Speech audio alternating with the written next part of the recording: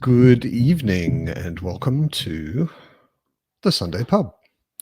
If you don't know the Sunday Pub, it is a weekly get-together hangout for anybody interested in books, and anybody who wants to is invited to join me on screen. So there's a rotating random sort of group of people on screen, sometimes only me, sometimes up to 8 other interesting people. So, how has your week been? How you doing? How is everybody? What's everybody reading? Who's out there in the chat? Nobody joining on screen yet. Osa's here. Hello, Osa. Good to see you. Hope you are doing well.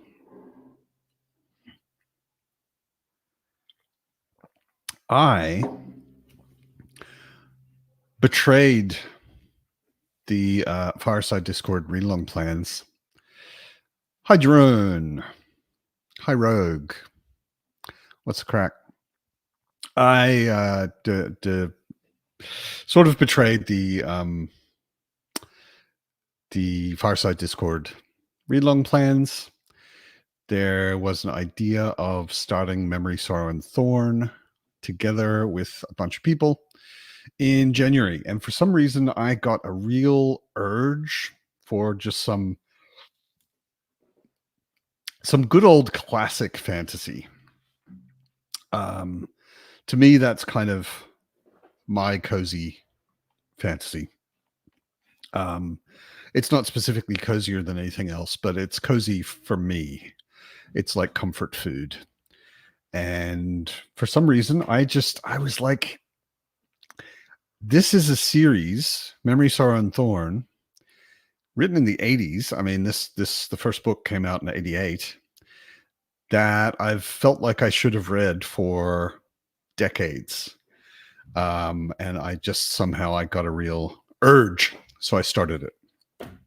And it's good so far. And look who's here. Surprise visit by Raph.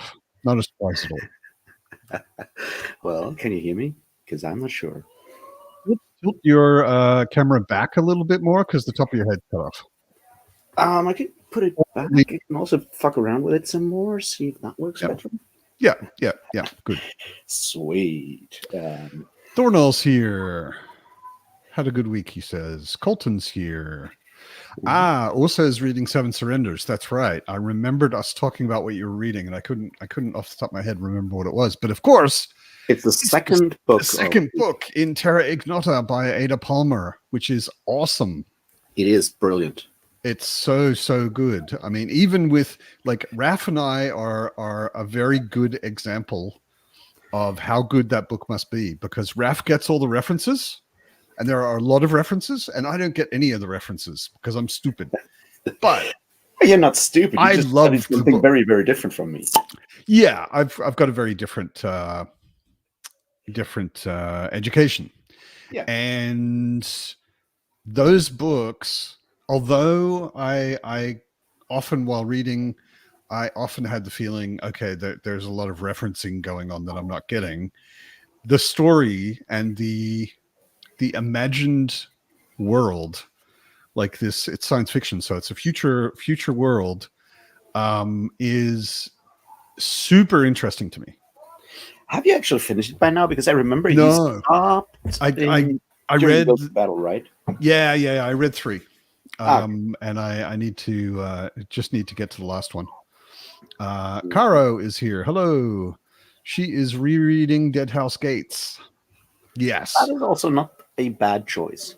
Yeah, so happy to be back there, she says, and I can totally understand that. I am rereading Malazan Book of the Fallen slowly myself, and yeah, damn, I like the last one I read was last month, or a bit maybe the month before, and it was Reaper's Gale, and that is such an epic book. Oh my goodness.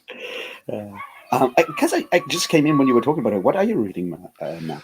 I am reading the Dragonbone Chair. I started nice. Memory, Sorrow, and Thorn, which is about the only really big, well-known, everybody should read it kind of classic fantasy series that I haven't read. They hold up really well. I reread them last year, and I was surprised by how well they held up at the end of the day. Yeah. I mean, it's totally bizarre to me that I never read them because I've had them sort of on my list since the late 80s and just never really picked them up. And so far it's a mix of, yes, this is very tropey, and this is very much the sort of stereotypical things that you've seen in fantasy a million times, but they're incredibly well done. It's extremely well done, and like, to me, I always find it kind of irritating when someone calls something tropey, and by that they mean bad. You know, like, it's not about whether the tropes are present; it's about whether the author can write well, and if they do the tropes well. I think the one thing that threw me off was the hemlock thing, and I think that comes up more in book 2, but I'm not quite sure. But like, he constantly talks about hemlock. And me being a European, I was like, why are they always talking about hemlock and like eating random plants? And I'm like, I've read my Socrates. I know. Yeah, I know what hemlock is. You don't eat hemlock. Turns out there is actually a tree in the United States, in Canada, that is also called hemlock. It's a hemlock really? Or whatever. Okay. Yes. And you know, Tad Williams, being American, goes like, I want these, like, you know, wonderful trees that are all around my house in my fantasy world. Sure. I call them hemlock because they're hemlock, and I'm like, yeah. Like, Jared's here. Hey, what's up? Hey, Ex-fantasy drinker. Good to see you, man. How you doing? How you doing, man? Pretty good. Yeah, it has been a while. Thanks for joining. Yeah. Good to see you. So I figured I'd pop in, see what's going on. Yeah. We were just talking about Memory, Sorrow, and Thorn. Have you read it? I have not. That's one of the gaps in my fantasy reading. That's what I was just saying. I don't know why. And actually, it's interesting. Bridger, the Library Ladder channel, has an interesting video all about Tad Williams. Not specifically just Memory, Sorrow, and Thorn, but about Tad Williams. Yeah. And I think he called the video Tad Williams, the author that was late to his own revolution. And there are a bunch of series that he wrote. Like, he wrote Memory and Sorrow and Thorn actually maybe a bit too early, because it's kind of the beginning of a new kind of fantasy. But and then he went and did like Otherland, but he did Otherland too late, because it was kind of after the big cyberpunk virtual world thing. Right. And then he wrote more Osten-Ard after classic fantasy is kind of, it's not as much of a thing anymore that people are looking for, you know? So, you know, cycles of fantasy. The books will always be around. Yeah. I mean, the funny thing is Tad Williams is great. Like, he's a really good author. And he writes very well, and he's doing an excellent job. I mean, I've just started the first book, and I'm only, I don't know, a third of the way through it, sort of. But he's doing a really good job. It's good stuff, you know. But it never got crazy big as you kind of would have expected it to. For whatever reason, however, Osten-Ard, especially like Memory, Sorrow, Thorn, speaking, was really big in continental Europe, especially in Germany, because he got like relatively early. It got a big Bridger mentions that in the video, and I was like, "What? Memory, Sorrow, and Thorn's huge in Germany." It was. Why do you think that bookstore is called Otherland? Ted Williams is big in Germany in a way that he's not in the US. Yeah. And like even people that normally don't read a lot of fantasy. I remember like when I went to like a boarding school for blind people, at least for part of my education, and one of the the people that take care of us not killing ourselves in the afternoon, like social workers or whatever you want to call them, right? They were totally not reading fantasy, but they also had like the Dragonbone chair and the next, like those 4 books standing in like their bookshelf. Like, yeah, of course we read that in the 80s. I'm like, okay, that's interesting. What year did that first came out? 88. 88 was the first book. I was hip deep in D&D novels back then, and I never somehow I always assumed I was hip deep in D&D back then, but I somehow always assumed that books that were based on a role-playing game were going to be bad. So I never read. You are not necessarily wrong about that. Yeah. I was young, and I was a collector, and I got them all. It was an obsession back then. A lot of people did. I mean, they were super popular. I mean, they were a really huge thing. Yeah, but like, I mean, Jerome, I just want to ask Jerome quickly. He said he's reading the Kano Reeves book, which is a Kano Reeves China Medieval book, which I had never even heard about, and a bunch of people posted it on the Fireside. How is that? Is it? And I mean, what even is that? Is that a Kano Reeves book that China helped him with, or is it properly a collaboration? It is based on, and I can tell you this because I finished my video on it last week. Yeah, I saw that. It's so what it is Keanu Reeves wrote in whatever capacity a graphic novel comic book called Berserker. Yeah, I've seen it. It doesn't have mouths. Yeah, exactly. Because that's cool these days. Yes, and the Book of Elsewhere is apparently an artifact in that comic book, and this is basically a novelization of the comic book as far as I can tell. So that was written by China Medieval, but based on the story that Keanu Reeves came up with. And Keanu Reeves actually reads part of the audiobook. So does China Medieval. Okay, that's interesting. The book, however, is not very good because it lacks a lot of substance. It's like stylistically, it's brilliant because China Medieval can write. Sure, there's no doubt about that. But it kind of, because it's a comic book, it feels like it's the start of like a 12-volume comic series, and it does a lot of setup, and nothing actually gets sort of like sorted out. And yes, there is kind of a bad guy at the end, but you only figure out that they're the bad guy at the end, and their motivations don't make any sense because during the entire first part you're chasing like a different bad guy, which once again makes a lot of sense if you're starting a series. And I don't know if there will be follow-up books or not. I think Jeroen, however, liked it more than I did. Yeah, he says it was a lot of fun and fascinating. Hi, Evie, who is getting ready for lunch. Rogue is reading Ships of Merior. Yeah, this is part of the reason.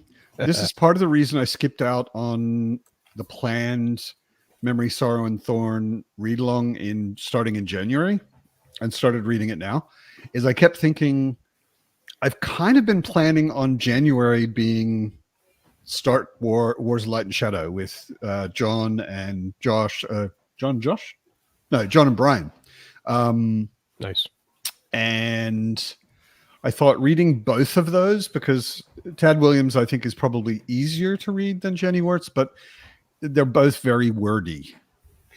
And of course the final Ostenard book comes out in November, so you can be done with one in time. Yeah, I don't think I'm going to be completely done with Ostenard by November. Yeah, okay. Yeah. I mean, I could if I read nothing else. Yeah. Easily, but I will probably sprinkle in other things. That was my goal last year, because the final one, The Navigator's Children, was supposed to come out last year, and then I started and got through all of them, and like through the first bunch, and I'm like, wait, suddenly this says 2024. What happened there? Colton says he's also been reading the Book of Elsewhere because he's been playing a ton of Lies of P. What's the relationship between the two? I don't know about the connection between that book and that game. I mean, I know that of that book and of that game, but I don't know of the connection between them. I played in the last week or two. I played Alan Wake 2. How is it? I know it's supposed to be good, but I don't play games. Yeah, sure. I played the first Alan Wake, and it was interesting. It's sort of horror-y, but I don't really like horror stuff much. And it's not horror, full-blown horror. It's got a spooky atmosphere and some creepy ideas in it, but it's not full-on horror. But it's very meta. It's really interesting because the idea is Alan Wake is an author, Yeah. And he's stuck inside something he wrote. And a lot of what you're doing in the game is changing the story he wrote to enable him to get out. Yeah, that's a cool concept. Yeah, and it explores a lot of things like some mental health issues. Like there's a bad guy in the game, which is basically his dark side, and there's some interesting things going on in the game. I really liked it. Look who it is. Our internationalist, most international guest, faraway guest, Derry. Yes, Good from the very bum of the world. The bum of the world. Yeah, that's one way of putting it. We have Rotorua, which seriously is the bum of the world. So, yeah. I've been to New Zealand, and if New Zealand is the bum of the world has got a pretty attractive bum. Hey, not saying being a bum is bad. No. Well, I mean, to be fair, there's a lot of people who think that bums are attractive. So you might be found there's something there. Absolutely. Yeah, if you had said the asshole of the world, it would be different. Oh, yeah, that would be very different, and it's a very different place in the world. Yes. Yeah. Oh, that's me. Well, it depends. That's because you're assuming where that might be, Raph. Well, yeah. That's funny. Thornall is reading a Vampire the Masquerade novel. Really? Wow. That would be the last thing I would ever read. But more power to you. Have you read Empire of the Vampire at all yet? I have not read Umpire of the Vampire. Wait, Umpire of the Vampire. Is that like about vampires playing cricket or something? Baseball. Yeah. Baseball. Yeah. Yeah. That makes sense. Yeah. Yeah. Or Vampire of the Umpire. Something like I that. have it. I had so much fun with it. I've read it 3 times since. I'm really conflicted. I'm really conflicted, having not read any of it. I'm really conflicted because on the one hand, I saw an interview that Mike did with Jay Christoph. Yeah, that's what got me to read it. Christoph is an Aussie. Yeah. So for me, it was really nice hearing his accent, and he speaks and acts exactly like my mates in Australia. So it was really cool. I was like, I want to have a beer with this guy. Yeah, you will. But everything I've heard about the book makes it sound so edgelord, over the top. It's very self-aware, and I recommend heartily that you go on Goodreads and read Jay's own review of it. I've seen his review. And, I've seen his review. His review is hilarious. Then you will love the book because that's the book. That's the feel of the book. Is he calling it immature and trash? He's very much aware that his characters fit the tropes of grimdark and edgelord and completely over the top YA inspired bollocks. He's doing it very consciously. Yeah. I mean, if he's doing it consciously, he's sort of as parody almost. Yeah, he's bringing the Aussie cursing. The cursing in there is very inventive. I'm a fan of Aussie cursing. Yeah. And people who are less okay with cursing in books have said, "Oh, look, it's so full of cursing," and I'm thinking he's Australian. I thought he was being restrained. He's actually pretty relaxed. Yeah. Yeah. Okay. So, I think my problem is more that he can be as self-aware as he wants to. I never was into like YA vampire novels to begin with, and I only played Vampire the Masquerade a couple of years when I was already older, and I think the you have to go into it wanting to just have fun with it and go. Yeah, and it's like I've never been into vampires. Making fun of this whole thing, and yet he's also making fun of it in a way that is actually a really good story. Like I was hanging on it, so I was like, I have to know what happens next. The basic idea, like the world building idea, I thought, okay, that's interesting. And the structure of how the story is being told, I also thought, oh, that's interesting. So I may enjoy it, but I keep hearing from so many people it's just so edgelordy, over the top. Yeah. But if it's that done with a bit of a wink, then I think it helps if you know Australian culture. Because it's a very it has a very Australian humor to it. And how many vampires are doing burnouts with their cars? None, because there are no cars, obviously, but there's horses, and can you burn out with a horse? Actually, quite funny. How can you do a donut with a horse? Yeah, I think that's a question that how needs well to be trained answered. the horses. that's true. Really? That's true. Yeah. Probably. Hello, Ida. Yeah, after Arrived.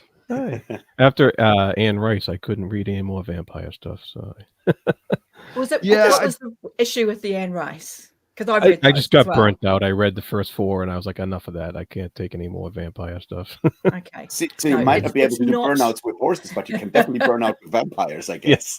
Yeah, it's definitely not Anne Rice. It's not. I'm building a lore. I'm not building. I'm not taking this seriously. Hi, Morton. And yet it is building a lore, and it is giving itself a history. It just has it's just not as, I don't know. It's just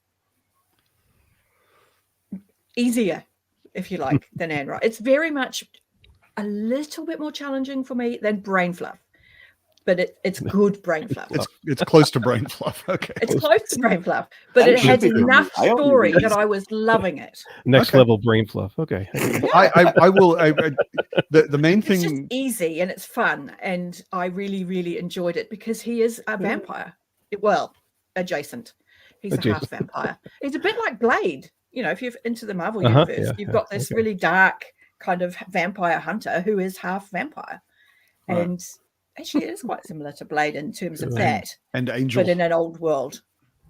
But he belongs to a church. He's a priest of a church, so it comes down to his faith determines how strong he is against these vampires, and it's just really good. I enjoyed it. So I always get quite sad when I hear so many people go, "Oh, it's just this, that, and the other." And I always feel that I don't know that you got the tone of it, because it has a vibe. I mean, if there is definitely a bit of a wink in it and a bit of sarcasm and humor in it, then I might enjoy it. We'll see. The problem I have with almost all vampire things that have come out for decades is vampires are fucking monsters who want to eat you. Oh yes, they're not sexy. Yeah. Oh, these vampires are horrific. these are not nice. Excellent. Vampires. Vampires should be horrific. They're not nice. No, they should be cute and glittery. That's what I learned. And you should want to sleep. He's also added the whole, okay, it's not okay for them to turn children, but occasionally they do, and how horrifying it is with a killer child. Of course. And, how they will infiltrate a town and just slowly just take out the whole town. It's like, holy crap. Okay, yeah, I like this. This is dark. Yeah. Vampires should be. Yeah, vampires should be. I mean, I'm kind of binging Buffy. It's part of my catching up on things I missed project. Buffy's awesome. Like, I never watched Buffy. I might have seen a couple of episodes of Buffy decades ago and never really got the point and never really watched it. But it's such a geek cultural reference that I was like, I've been binging like The Sopranos and rewatching Lost, and I'll go back. So how far into Buffy are you? I think I'm in the middle of season 4. So you're well involved with the Scooby Gang. Yes. Awesome. Yeah, exactly. Which I thought was funny, because apparently in the fandom they're called the Scooby Gang, but nobody actually says that in the whole show until but very season early 4. on, Willow has a Scooby-Doo lunchbox. Right. And that gets mentioned a few times early, and it just kind of was enough of a hook for us to go, it's the Scooby Well, Gang. and they also start calling themselves that in eventually they do. Yeah. But and the whole Angel, to be honest, I'm just so over Buffy and Angel. I'm so sick of it. He's such a bore. That's all right. They are in season 4, tiring. You're in season 4. Yeah. You just keep going. Why is the whole show not focused on Willow? She is the cutest girl in Sunnydale. She's the best. Willow is awesome. I mean, Alison Halligan absolutely deserved to be the breakout star of that show. She is. She is amazing. super cute, and like her acting's great, and she's a lot of fun. Yes. I I think just that want to what's- note that here that a 200-year plus vampire who is shy and a virgin, yeah, the vampires in Christoph's books aren't virgins. They're I'm very in the catching very up. Dracula vein of being highly attractive to their victims. Who is 200 plus and a virgin? Edward from Twilight. Oh, okay. I haven't seen any of the Twilight things. Yeah. I was going to say, Angel's definitely not a virgin. No. He's 200 plus, but he's not a virgin. Mhm. No. I think Edward from, but I've never read Yeah. Twilight, so I wouldn't know. I've never read or watched I- any Twilight anything except that remix I know that it's rubbish, but I of have read them. Edward saying many creepy times. things and Buffy reacting to it. Yeah, I've also seen that the video, boys in which is hilarious. Supernatural wanting to kill him for so long, because that became a running gag in the show too, wanting to kill sparkly vampires. Yeah. These guys are right. Fever Dream's pretty good by Martin. I've Yeah. got Fever Dream on my shelf, and I actually want to have a look at that. And I've also got Dream is good. Salem's Lot, which I need to read just because I'm a Dark Tower fan. Yeah, I also have to say I haven't actually met this person before, so hello. I'm You Gary. don't know Jared? Oh, No. we have met. Yeah, we've been on a I'm sorry. Sunday pub briefly. Yeah, briefly before. Okay, I apologize. I forgot. But Yeah. yes, Not I a know face Derek. I'm completely familiar with. Jared is, if I remember, somewhere around Boston. Yes, I I have definitely Yeah. spoken with Jared and chat. Jerry- Definitely. Derry is the awesomest person in New Zealand. And Oh, I thought she was maybe the a much awesomest larger area person. than that, actually. Yeah. I thought she was the awesomest person on YouTube. Also pretty awesome as far as the YouTube stakes go. Yeah, Well, thank you. exactly. You know, Yeah. it's always lovely to start the week with that kind of commentary. There you go. Yeah, right. You're I haven't starting actually- your week. Yes, Monday morning. Yeah. It's, We're ending it. Yep, Yeah, it's Derry- 6 Derry and I were- Monday morning. Derry and I were frantically texting yesterday about House of the Dragon. Yeah, I had to And- check. I was like, hang on, do you watch it live or? Yes. Unfortunately, in Germany, there is no live with that show, Oh. or most shows, actually. It's rare here, I have to say, but they do it for House of the Dragon, and they did for Game of Thrones. It's so weird here. There is a new streamer that didn't Uh-huh. exist 2 years ago. Like they came up last year, called WoW, and they're a conglomeration of different non-streaming TV services like Okay. Sky and other things, and they somehow got the exclusive license for House of the Dragon And aren't doing it live. and aren't doing it live. It Wow. drops at 4 p.m. on Monday Wow. in Germany. Wow. Yeah, is and that's why stupid. WoW. Yeah, because everyone's like, Oh, wow, wow. you guys are stupid. That's hard. yeah. Yeah. Because you'd have to just wander around blinkered all day. Like, I can't look at anything. I can't look at anything. Well, I mean, Mon- y'all have read the fucking book anyway. You know what's going to happen, right? But we don't. We only know the major beats. How they get there could be anyway. A lot of the And it's details. really good. First of all, the book doesn't have a lot of detail. Mm. So, No, like already. character development and smaller choices that characters make just aren't in the book, so you don't know that. And secondly, they're diverging on some things. And Okay. to say diverging just occasionally means introducing a third possibility, because Or the book isn't in- definitive as to what happened. They've also left out a significant character and merged Yeah. her into another character who in the book didn't do much. Yeah. And Mushroom's not in it. Yes. But even Um, then, there's a very strong theory in the fandom by a woman called whose name in the fandom is Lady Gwyn, and her thing was that the Maesters have created Mushroom out of As a multiple scapegoat. sources who aren't other Maesters, and Yeah. so there's a very strong fan theory that Mushroom didn't exist in the first place. So What's mushroom? I mean, I've read Mushroom- he's Terrence. he's one of the Mush- point of view source. Mushroom is a people. dwarf who is the jester for the king and then the jester okay. for Rhaenyra. And in the book, it's So he's written not by, like- more salacious viewpoint. well, in the book, it's written it's clearly The history. primarily written by a maester, Yeah. but then he also refers to a septon who Mhm. wrote a history and Mushroom who wrote a history.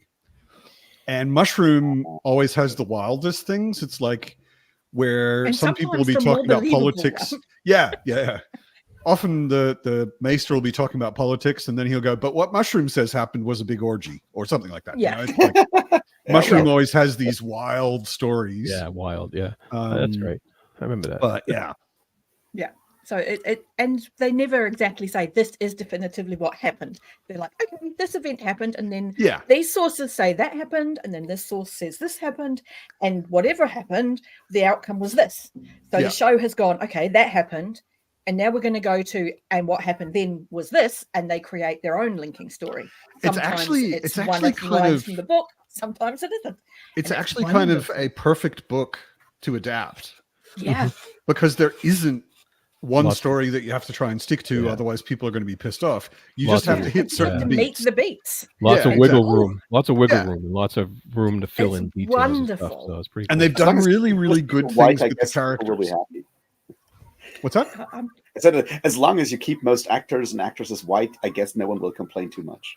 They actually changed the entire family. Not even changed, because there's no explicit mention of what color they are. But they took one entire family and cast them black.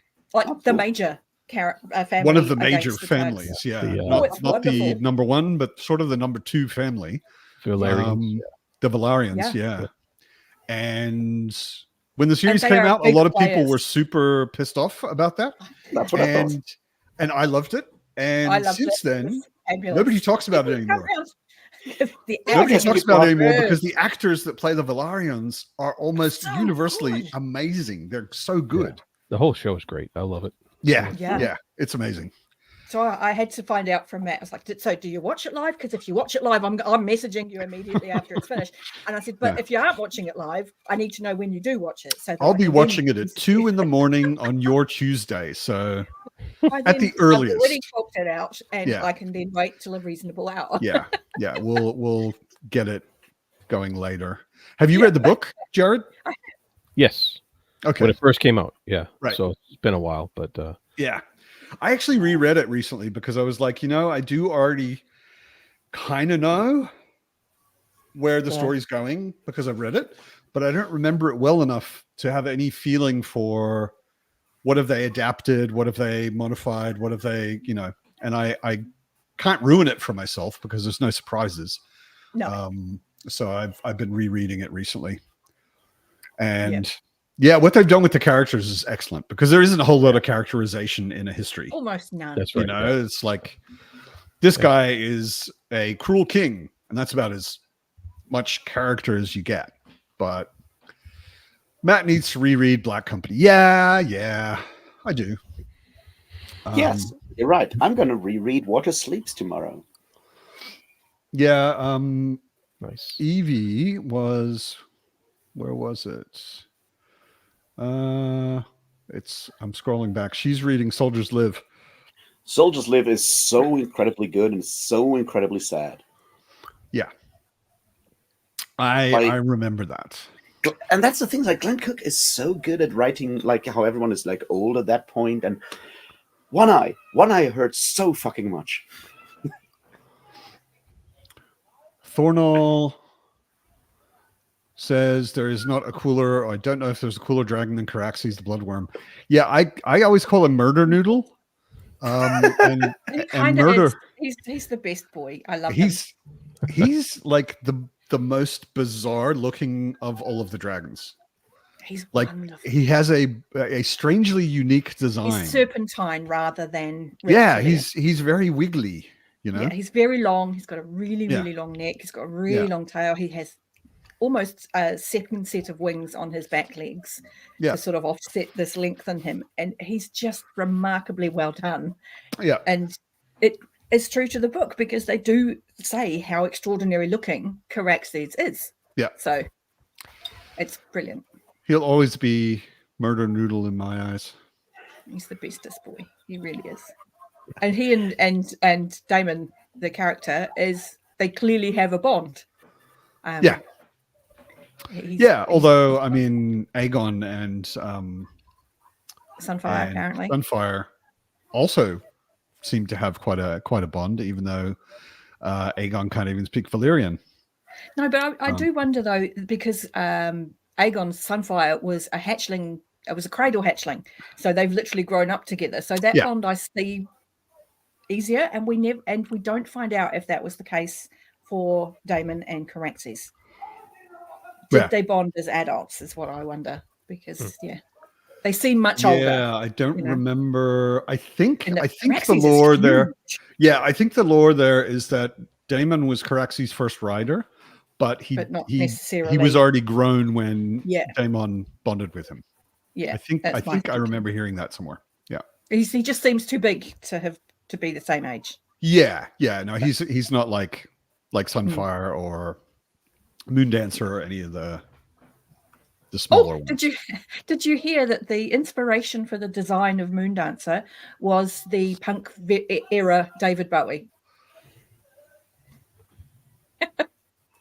What? That's interesting. Yeah, David Bowie They decided to make a dragon inspiration look like a dragon based on how David Bowie looked. Yeah, and when you see I don't know if you remember Moondancer as she chased the men on the horses into the forest. Yeah, Crispy. Yeah, Crispy Cole and Freddie Fox's character, and she has those remarkable patterns, and she's got this wonderful mohawk crest. That's right. Moondancer's gorgeous. And she's got that lightning makeup over one of her eyes, and exactly. And the minute they said, "Oh yes, she was inspired by David Bowie," I was like, "Oh, I see it so clearly. Wonderful." I'll have to. I want to do a re-binge of season 1 and 2. Yeah. And when I do that, I'll have to keep an eye out. Yeah, big fan of Matt Smith from his Doctor Who days. Yeah, me too. Same rogue. He had big shoes to fill, and he did. Absolutely. Of the new Doctor, like the new show when it restarted, Matt Smith would be my favorite. He probably is up there with me with David Tennant, because he was of the new Who. I loved David Tennant. Tennant was also no one's going to beat this. No one's going to beat this. Who could possibly follow this? Yeah. And then Matt Smith happened, and I was like, oh. Yeah, he was very good. Maybe he could, because this is impressive. Very good. And he was great. Hey, Dan. Good to see you. Hi. And then, of course, Matt Smith was also the Queen's husband in The Queen. The Crown. That's right. The Crown, yeah. And he was really good in that. Absolutely. No, he's an excellent actor, no question. Yeah, I loved seeing him in that really more dramatic kind of role. I'm really hating Damon, but he's doing a really good job at it. I like Matt Smith is rocking as Damon. Love to hate him. Really Damon's such a dick, but he really is. Yeah. I was like, I was ready to really be on your side, but now you're a bit of an asshole. Yeah. Looks like he's maybe growing up a little bit, but which is fabulous. Yeah. And fits with the beat in the book, even though no one knew how he got there. So yeah. Okay. Anyway, have any of you seen Matt Smith in Last Night in Soho? No, I haven't. I've never even heard of Last Night in Soho. Well, I have now, and I shall have to add that to something I shall have to watch. Yeah, cool. Because I do think he's incredible. Yeah, no, he is definitely very good. Do we want to maybe do a sprint? Oh boy. Okay. I will go and make another cup of tea. I'm reading Red Shirts for that. By John Scalzi. Scalzi. Yeah. It's a fun one. Yeah, it's fun. It's not super brilliant or anything, but it certainly is fun. It's humorous, so I'm having a good time. Yeah, I mean, anything that is basic that sounds like fan fiction for Star Trek isn't going to be always amazing, but it probably is going to be fun. Yeah, I like Scalzi. I've only read a few short ones. Yeah, I'm going to read more essays on Umberto Eco because I hate myself. That's okay. We hate you too, so we back your reading Echo. Yeah. No, I'm reading a collection of essays by Umberto Eco and about Umberto Eco's philosophy and about Umberto Eco's fiction because stuff. Because the video's coming on soon. Yeah. Yeah. If I'm going to talk about it, I have to know all the things. Dan says Damon appears to have been slipped the same concoction Severian got in Shadow and Claw. Yeah, actually, that kind of fits. Damon's been tripping pretty hard. Oh, the man's been tripping balls, man. It's been hilarious and kind of awesome. Yeah. Well, I'm going to make a cup of tea Cool. and then maybe read chapter 2 of the Shadow of Summer. Because I'm continuing with this. Reading anything. Anyone who's read Memory, Sorrow, and Thorn, I am Don't up to Binibik, which isn't a spoiler, but if you've read it, you know. Okay. They just met, and it's actually pretty cool. I'm liking Binibik a lot. Anyway, Binibik let's read. But Binibik is somewhat racist in hindsight. Okay, I'll keep an eye out for that. Like, no, like the way he's described is like very positive racist, but still very much stereotypes for Native Americans and stuff. Eskimos, yeah, exactly. So I will, let's say, until 20 past. Okay. Is that correct? Excellent. Yeah. That'll give us 40 minutes. Yeah. Yeah. Okay. Cool. Alrighty. Cool. Don't forget to mute.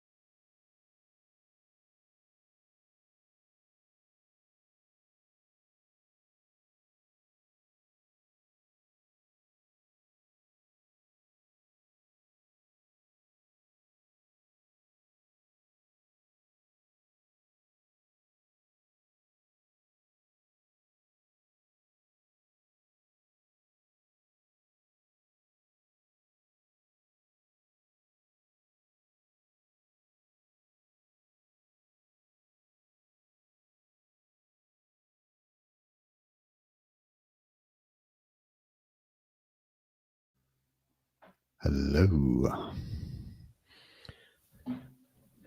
Yo.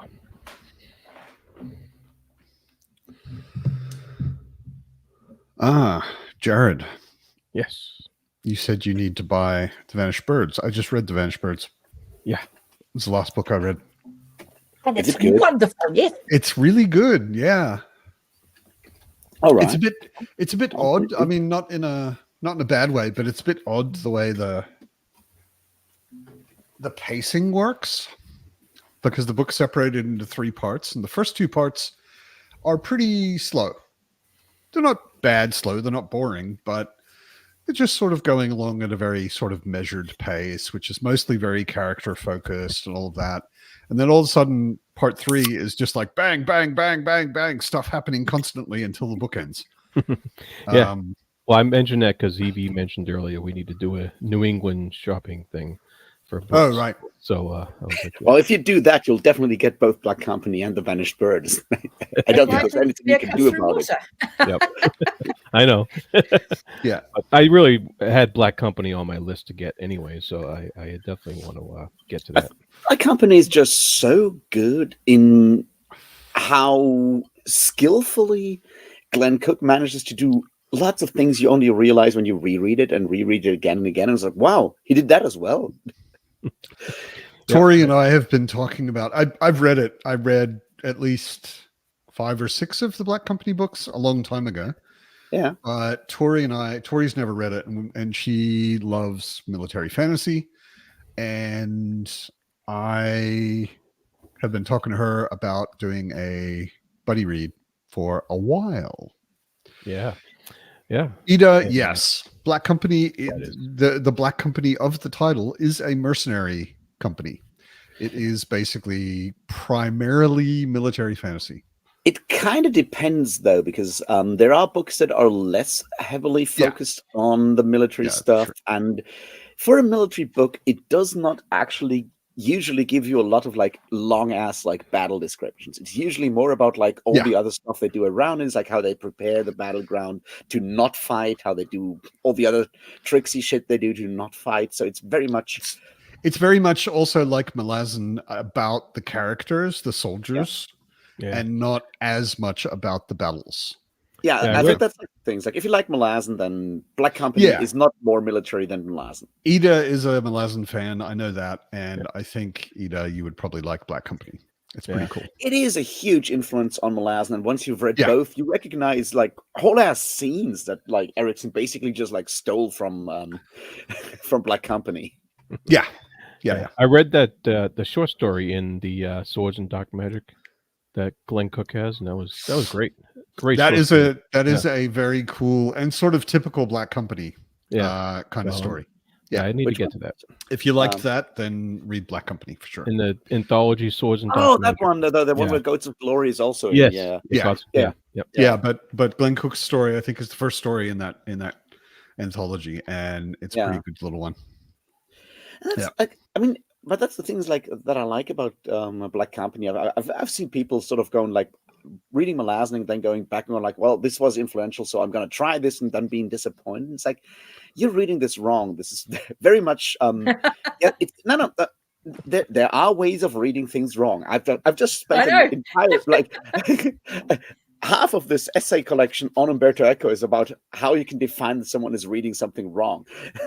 But I think that the expectation is uniquely different because people praise like Erickson for like his style of prose and stuff. And Glenn Cook has a brilliant style. It's just a very, very different style. And people go like, well, if it's like influence from Malazan, so I want like long, complicated words that I have to look up in a dictionary for geology and stuff like that. It's like, no, that's not the influence. That's very Ericksonian. That's not very Cookian.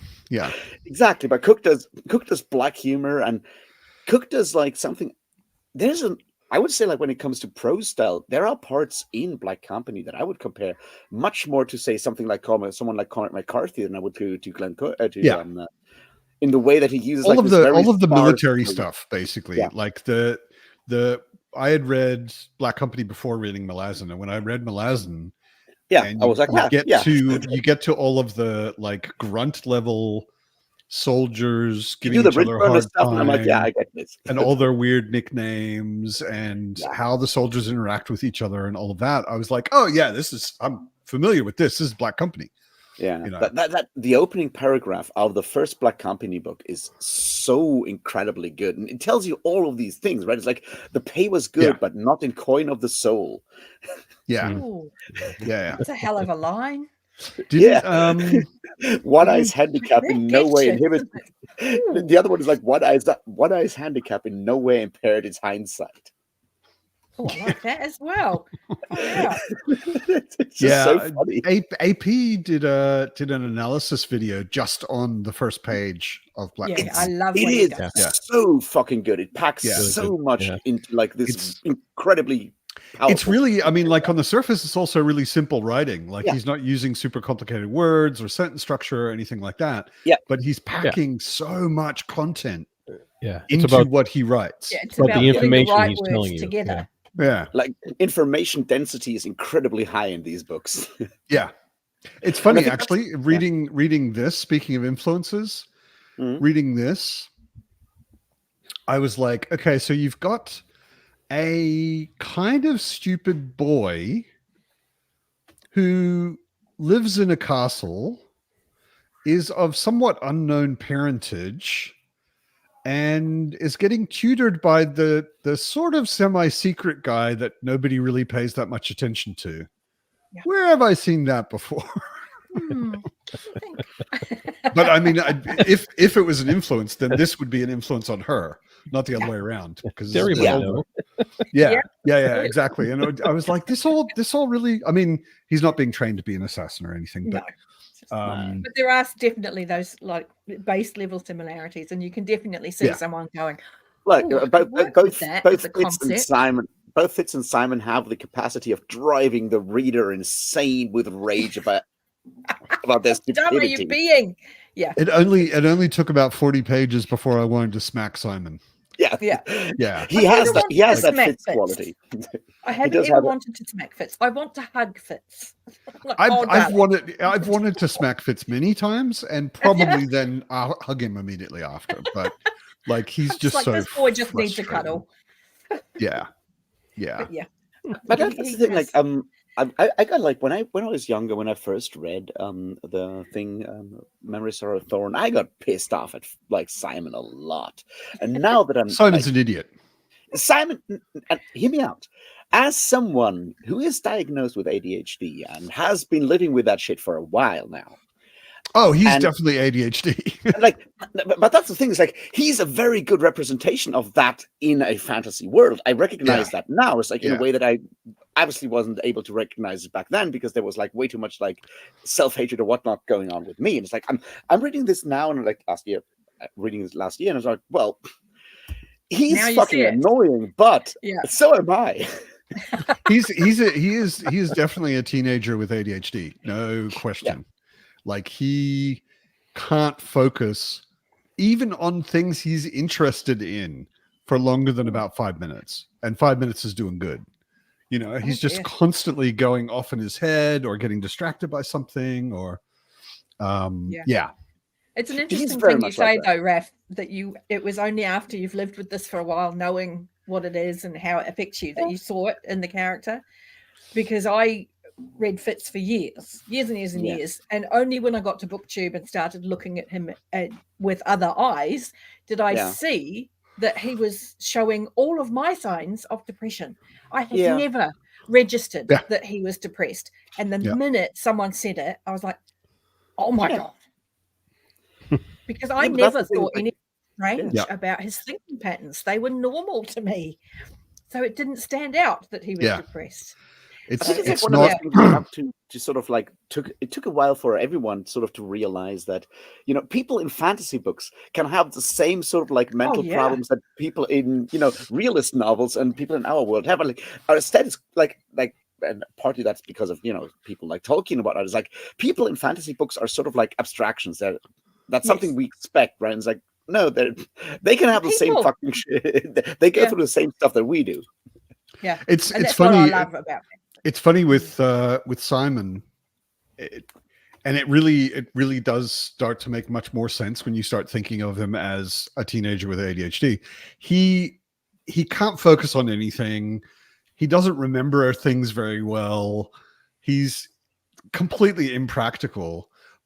So you start thinking of him as kind of stupid, but every now and then he'll have these extremely insightful, deep, even poetic understandings of something that's going on. Yeah. And on the one hand, like sometimes I catch myself thinking that doesn't really make any sense. Yeah. Like a kid that's this flighty and everything, he's not going to be thinking that way. But if you think of him as a smart kid who has ADHD, he makes a lot more sense. Yeah.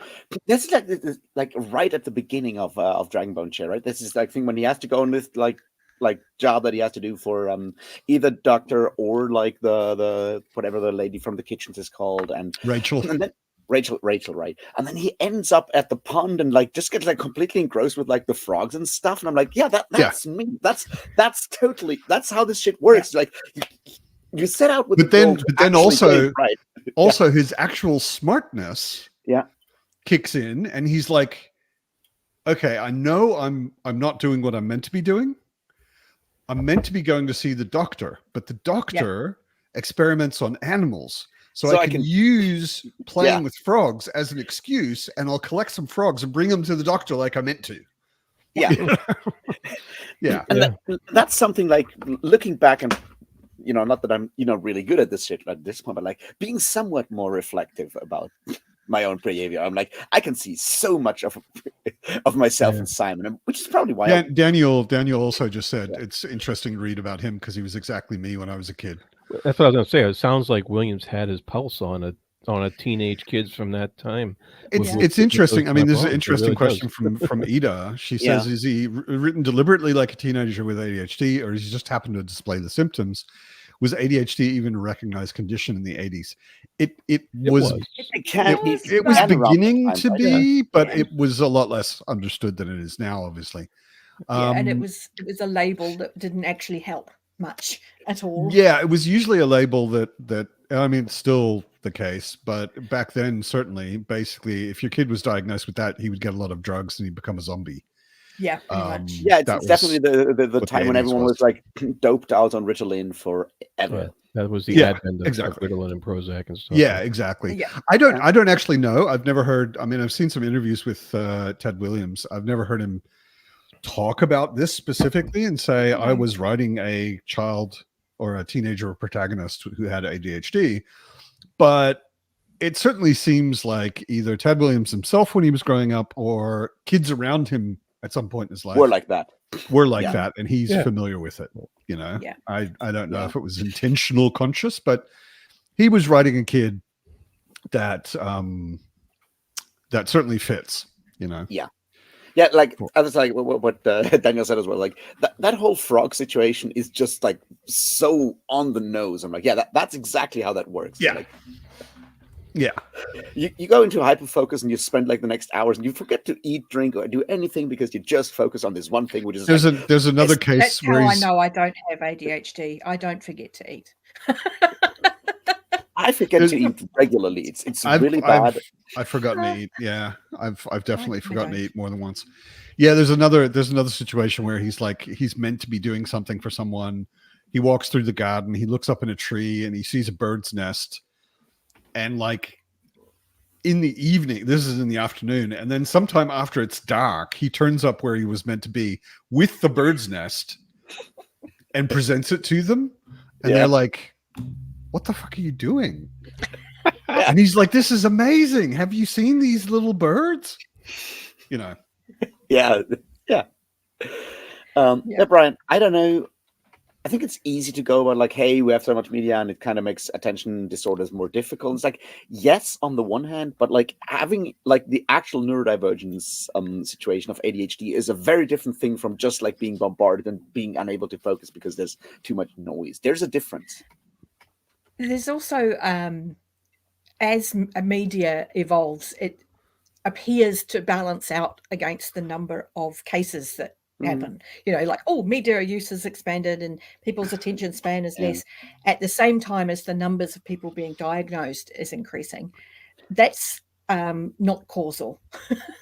Yes, I mean, we've only started diagnosing it like, I don't know, 30 years ago. Because so it used what to do you be, expect? I saw a Understanding wonderful it enough to woman diagnose saying, it has I had a gotten wonderful better. woman saying, compare almost every brain abnormal, not even abnormal, any neurodivergence as the same as being left-handed. And there was a study in, I think, when was it? She said in the 1920s, and it's been done again in the 70s. And the percentages of people who were left-handed, and it rose hugely. It went from something like 3% to, I don't know, 12, something like that. It was a significant jump. And they were like, oh, well, now people think this is the thing. It's cool somehow. I mean, and it's like, no, like people just aren't being beaten as often for being my grandfather, my grandfather always had really bad handwriting, and he was right-handed. And then one day we were alone and we were talking about him when he was younger and whatever.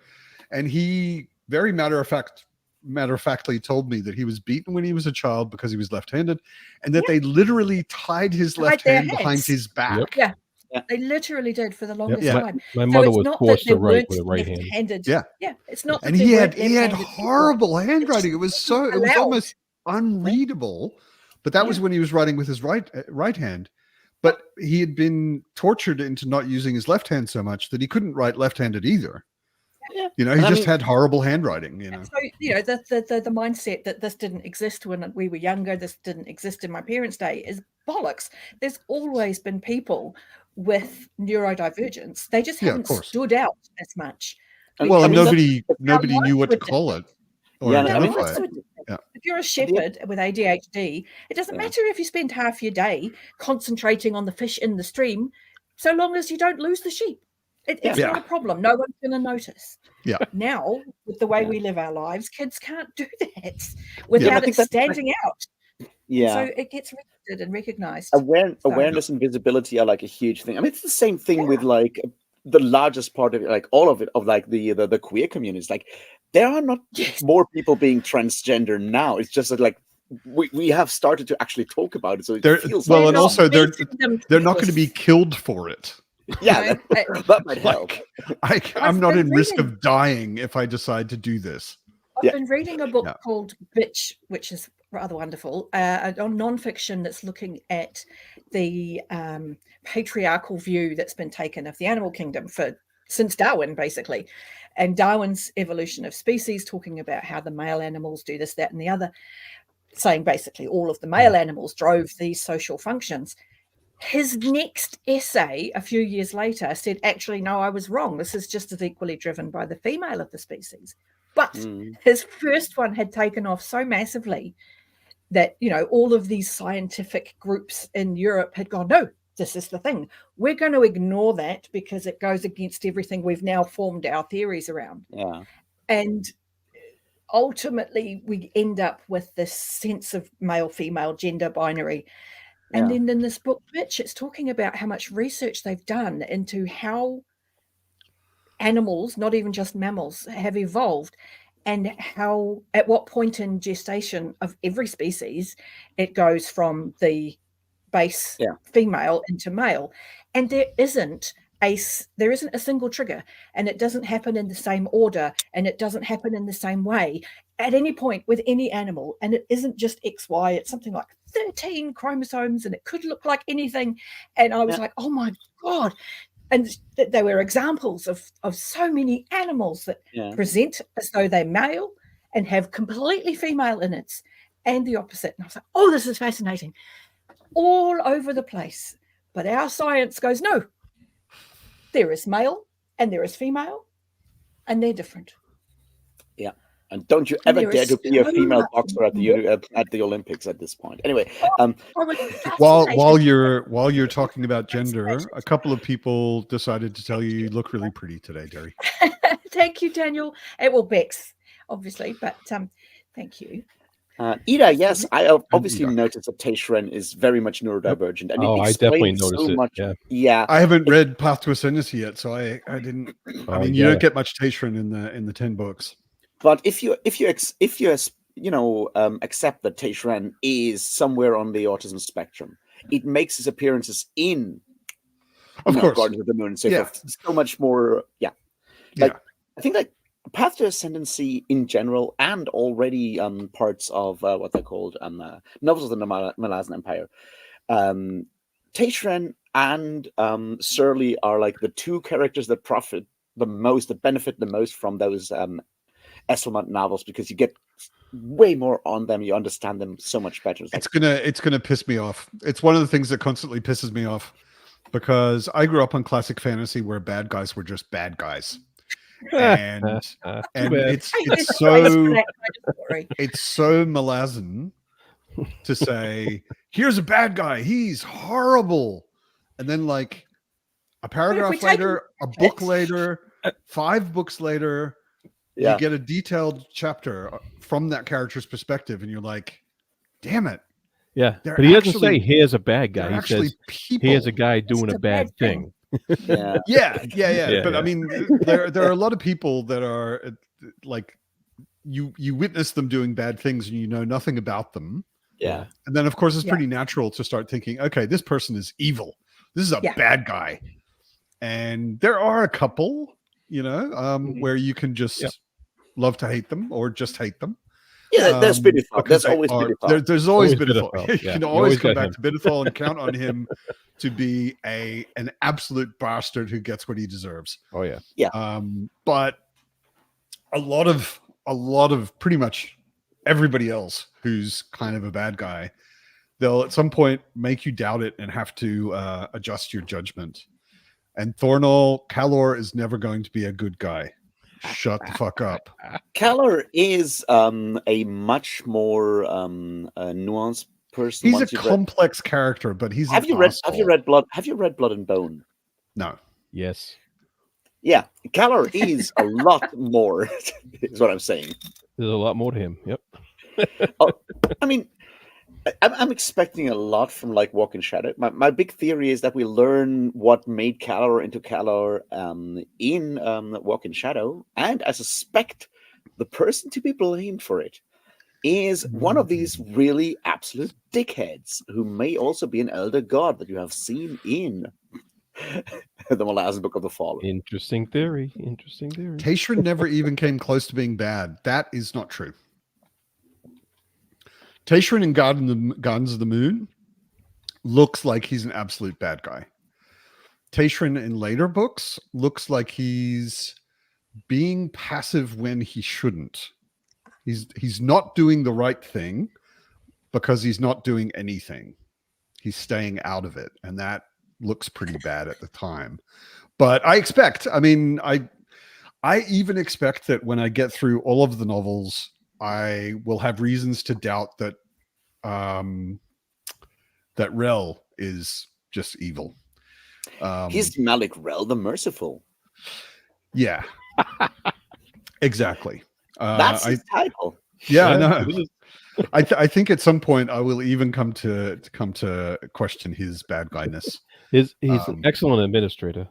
That's kind of the point. He's very good at his job, and once he's emperor, he's really good at being emperor. Yeah, no spoilers. There'll always be a bad guy. I was like, maybe when Erickson is completely finished writing. Draconis made Calor into Calor. Yeah, it doesn't really matter who made him. I mean, even understanding all of that, Calor's an asshole. I may understand why he's an asshole, but he's an asshole. Doesn't make him not one. No, exactly. Why do you know so much, Raph? I don't know. Or apparently all of us even. Well, I know nothing, so I don't know what you're talking about. Yeah. I spent all of my time reading, rubbish books. Empire of the Vampire, brain fluff. Love it. I started a lot of time in stories. I started re-binging Dresden recently. Speaking of fluff. Is this because you're watching Buffy and you're like, I need more James Masters in my life? Well, yes, actually, it was really weird. This might sound really stupid, but my reading and in my head, my reading and my watching feel very separate and different. They're very different things. And I finished Lonesome Dove, which is very long, not very cheerful, kind of emotional. It's a hard book. Yeah. It affected me. And afterwards I was like, okay, I'm not in one of those. Sometimes I get in a book hangover where I'm like, I can't read for a week. Yeah. But I wasn't in one of those. I was like, I do want to continue reading, but I want to really think about what. And I want it to be like the opposite of Lonesome Dove. Yeah. And I was like, okay, that's either Discworld or Dresden, basically. Absolutely. And Discworld still makes you think. That's the problem. It does, and that's why I think we went with Dresden. Dresden makes you think less. Yeah, exactly. Yeah. So I had read Dresden in the past, like 15 of them. I binged 15 of them in a year, and a long time ago. I stopped after like book 10 or so. I'm not quite sure. Yeah, before it hit peak Dresden. Oh. Yeah, at some point, the story, like at the beginning, it feels very episodic with not too much continuity, and at some point there becomes this longer continuity going on, where I got hooked on it years ago. And after Lonesome Dove, I was like, oh, actually, Dresden's perfect. Yeah. And I just binged 3 of them in a week. And while I was reading them, I sat down one evening, which is when I usually watch TV, and I was like, I didn't realize that I am binge reading Dresden and binge watching Buffy at the same time. Yeah. It hadn't occurred to me. It had been going on for days. And then I was like, quit too early, Jiron. Yeah, they're kind of the same thing-ish. I want to just like point out that Ida has managed to give a take that is actually not a hot take for once. And that is that Silch's Ruin is the best character in Malazan. That is totally a hot take. Ida can go straight to hell with Silch's Ruin. Silch's Ruin is okay. On my reread, I am liking him more. He is by no means the best character. Just you wait until you read Corcanus. Silch's Ruin is Malazan's party boy. He's really cool. Okay. We'll see. I like what Tharnell says, that Nicodemus from Dresden, his theme song is the one from Despicable Me. I can see it. I've read like Jared, 10... you just quit too early. Seriously. Oh, book 7 for me is when Dresden just took off into astronomically awesome. But I had already started my binge. It never gets good because it always you're wrong. Terrible. No, you're wrong. You're just wrong. I read 12 of those books in 14 days. September 22, I seriously read 12 of them in the last 2 weeks of that September. I could not stop. All right, don't get me wrong. There are fun bits in those books. They are entertaining to read in part. But Jim Butcher is an incredibly unskilled writer when it comes to tackling anything serious, which is why he does a lot of like really terrible shit once you actually think about it. And he goes like, well, yeah, obviously my main character is counting nipple piercings whenever he sees an underage girl. That makes sense. I also definitely need to make a stupid sentence about statement about like, why didn't wizards stop the Holocaust? It's like, that's a good question, Jim, but you're not the man who can actually pull this off. So don't. You're putting too much thought into it, Raph. Yeah. This is why I don't think Empire of Empire is for you. It's much more about what Thornall just said. Wizard on an undead T-Rex, there is nothing cooler on this. Right? And that was the moment that I lost my mind. I messaged, because Jake Bishop had helped me get over my very dislike of the Dresden books, because I really didn't like the first couple, because the male gaze was just too much. It's I was pretty like, I really don't like gazy. this guy. And it was the audiobooks that changed that, because James Masters is able to kind of take away the creepness of it and just let it be a function of Harry being a very young man at the time and hormones. He's not. He's in his 30s. He's in his fucking 30s. Yes, he is. At the beginning of the stories, he's not.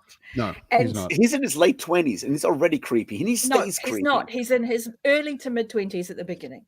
And nobody's finished being formed until they're at least 25. So I'm prepared to allow it. But he it took the audiobooks. It took the audiobooks for me to get over that hump. And the character doesn't stay creepy, Raph. He does get better significantly as the series goes on. So why is he counting nipple piercings in book 8? Because nipple piercings are obvious when the person who has nipple piercing is going, "Hey, look, I got nipple piercings." That's literally what he's saying. Is that this girl is trying to have it noticed. Anyway, that's not the point. And that's this close to victim blaming already. And that's the problem with the book. That's just let me just point out for a moment that you go like, well, he's creepy, but as soon as I listen to James Masters being like a smooth guy with a smooth voice, I kind of allow the creepiness. And that's kind of fucking because James Masters isn't it? Makes the point very clearly that Harry is aware that this thought is inappropriate and doesn't say it out loud. And the first thought you think is the one that you've been trained to think. The second one is yours because you've heard your thought and gone, no, that's not okay. And that is what I like about Harry, because he doesn't say these things out loud. He does keep it inside and he does overrule himself. That's important. I like Harry because he's absurd.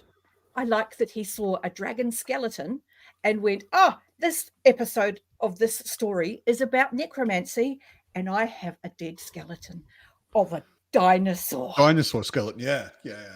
And this is going to be awesome because he necromances this thing back to life, which he's allowed under all of the rules because it's not human. So he's not bringing back a human. And he takes on necromancers with a dinosaur. And I squeed. Like I was like, what? And I messaged Jake, who had finally got me over my speed hump into Dresden. And I, in all caps, have just gone, oh my God, he's doing this thing. And he's like, yeah, told you. That's also that's also a remarkably similar point in Malazan, where you're like, undead dinosaurs with sword arms? Yeah. Is there anything cooler in fantasy than undead dinosaurs with sword arms? It's so cool. I mean, the thing is, like, dinosaurs are so deeply imprinted in our, like, this is what we want. We want dinosaurs. Yeah. I think maybe that's where we There's get this not love much for that's dragons cooler than from. dinosaurs. Yeah. Because, flying dinosaurs. Yeah. Who breathe fire. Yeah. Even better. Which is sort of like if God were like a 5-year-old, that's where dragons came from. It's like, I've built dinosaurs, they're awesome. You know what would make it cooler? And they can fly. And they can breathe fire. And they have lasers. It's like, it would be so amazing. Also, the world makes so much more sense when you realize that God is basically like a 5-year-old playing. And I'm like, yeah. Oh, absolutely. Yeah. I think that's actually one thing I really like. Well, that's not news about Robin Hobb's dragons, is they don't breathe fire. They breathe like a sort of acid cloud that just eats whatever it lands on. And I was like, ooh, I like that. Because that's kind of creepy. Thorn says maybe cooler than undead dinosaurs with sword arms is a guy who can turn into 12 jaguars. Yeah. That is what's he going to do once we've reached peak oil and there's no more gasoline to get? He'll be stuck. But yes, also other kind of jaguars. Don't know. Yeah, no, the diverse in Malazan are also pretty damn cool. It's pretty bizarre when you see a guy turn into hundreds of rats. Yeah, or swarm a locust, or Oh, Rogue, you do need to get to Rainwild's, Rogue. You do, because that's where you get the best of the dragons. Because as Emma says, they're like cats. Yeah. Yeah. Really, really, really, really big cats. So who not only think that they rule the world, but can if they want to. Yeah. No one wants to rule the world. It sucks. It's way too much work. Oh no, but dragons aren't interested in politics. They just they're not interested in how the work. It's going to go. Yeah. So you humans who think you can give yourself pieces of the ground, you keep telling yourself that. That's actually next on my Hobb reread is Rainwild's. I should reread Hobb at some point. I'm just not doing it because everyone is doing it, and I'm annoyed. And I don't read books that everyone reads. And if I read books that everyone reads or tells me to read, then I don't tell anyone about it. Yeah, it would completely ruin your reputation as a curmudgeon. I I reckon. I'm not a curmudgeon. I'm just You're someone. the curmudgeon, dude. You're our curmudgeon. You're the benchmark. Ida, this is actually why I'm Oh. doing a Hobb reread, because I haven't read the last trilogy either. Oh, how exciting! And I didn't want to read the last trilogy when the last time I read any Hobb was a decade or more ago. So I'm just rereading the whole thing so I can get to the last trilogy. So Oh, that's so exciting. Last time, like I read like Farseer and Life Ship Traders back when I was in the age when Harry Dresden started noticing nipple piercings. Like, I don't know, in the mid 2000s. So it's been a while. And they were just like, and then I stopped, and I don't know why I stopped, and I've never picked up again. So I should probably go back. Oh, and so read you them. haven't even? Oh, wow! That means I you haven't stopped had after- Tawny Man, which brings them together. No, Oh, I stopped It's after so good, Raph. I stopped after Life Ship Traders. yeah, but you can't continue Man because is other amazing. people read it. Yeah, I'll wait for everyone to stop reading it. It's like that's not going to happen, Raph. I mean, You've got to do it now because the numbers it's not are like only it's gonna good get or bigger. anything. I know it's There good. are That was many never people the who point. read it, so you can't. I'm on BookTube now. More and more people are going to be reading it all the time. I Because I will make everybody read it. I think we've reached peak Hobb, like, I don't know, earlier this year. I think. No. When it comes to BookTube, yes, we have. Like, seriously, There's been a lot of Hobb going around in the last Philip year. Chase and stuff like that. Like, I'm of not course, gonna let her someone's die. always going to read it, but like the sort of like larger epic fantasy bubble of, you know, the people that hang out on Fireside and the people that hang out on like those one or two other Discords that, you know, our kind of larger group of people. I think everyone has basically started reading it at this point. We'll be done. So you can start reading it next year. Yeah. And then you can be so cool that you can say, I read it after it was cool. Yes. Look, someone in the comment called me a googly-eyed hipster who reviews books in his shed, and I was pissed off because I don't have a shed and I can't afford a shed. You should have a shed. That was the point you annoyed with. Like, I mean, I don't know how I can't Oh. I can't comment on the googly eyes things because, you know, Can't what am see I your going own to say? eyes. Exactly. Yeah. I don't want to comment on the hipster thing because hipster means very different things to different people, so I don't want to comment on that. But I don't have a shed. I can't afford a shed. I live in like 12 square meters in a fucking social housing flat. I think it's impossible to be a hipster if you're as into metal as you are. Yeah, that's very true. Actually. I think that Very, disqualifies very you true. as a hipster completely. Speaking of, have you seen this incredible, wonderful T-shirt I'm wearing? I've been wondering looking at exactly it what now. that is. I can't. What's the writing at the top say? It says Mega Colossus. It's a band, but it's Superman and Batman with no shirts and being very cool. I'm liking it. I'm liking it a lot, I have to say. Do They either of them are have pierced nipples? What? Do I either don't of know. them have pierced nipples? Surely they do. You'll have to ask Harry Dresden for that. Yeah. Harry Dresden would know. No, it's a metal band from North It does look Carolina. like you live in a shed, to be honest, Ralph. I live under my bed. This is a bunk bed. I live under my bed. Yeah, I figured that out, but still. Yeah, no, Mega Colossus are really cool. They are like the awesome. one metal band that manages to write songs about Dune, Princess Mononoke, Thunder the Barbarian, and Blood Meridian on the same album. Wow, that's cool. Nice. That's variety. That's variety. It definitely is variety. You need to come back to Hobb, Asa. You have to. Yeah, also You really get back to must. Hobb. Definitely worth it. I mean, only starting Ship of Magic. I mean, that whole trilogy is pretty amazing, but it's the last book that really blows your mind. So only reading the first one. And even then, you think a that's an mistake. amazing end to that trilogy, and then you read Tawny Man, and it brings even more meaning to the things that just happened in the Life Ship Traders, and you're like, "Oh my gosh, my mind is blown." I need to get a battery. I'll be right back. Go for it. But yeah, it's a big rave, gush. Read some more Hobb. I think like I did really like Life Ship Traders a lot. It's a wonderful trilogy. There's this one scene near the end that I have no idea how I feel about it now when I reread it. should I reread it at some point in the future. Okay, this would be the no spoilers. The really horrible scene, I'm guessing. The really horrible scene about this guy called Kenneth, and so, you know what I mean. And I do. I even know what chapter it's in. I don't know. It's very confronting. It's chapter 26 of Ship of Destiny, and it certainly stuck with me for the last 15 years. So it made an impact. It's rough. Very powerful. It's very, very powerful. And I can, yeah. You know, it's not a secret. I've lived through a similar experience, and the nature of point of view means you're not getting graphic detail, but you are getting emotional detail. And it was very accurate, and it was very difficult to read.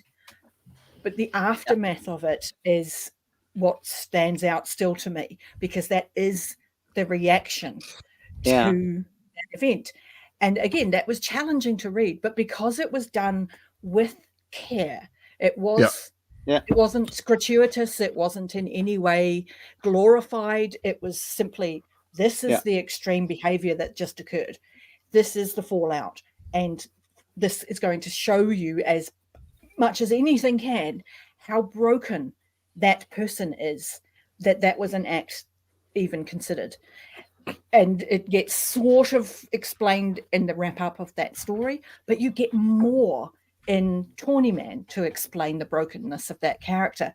And it becomes more meaningful again in the very final trilogy, when the eventual final wrap up of that thread is made. And it's that exploration of trauma and how it can affect long term, and perpetuating trauma beautiful. Once you've been traumatized. Really and beautifully written. Spiros, I'm with. I think here's the thing.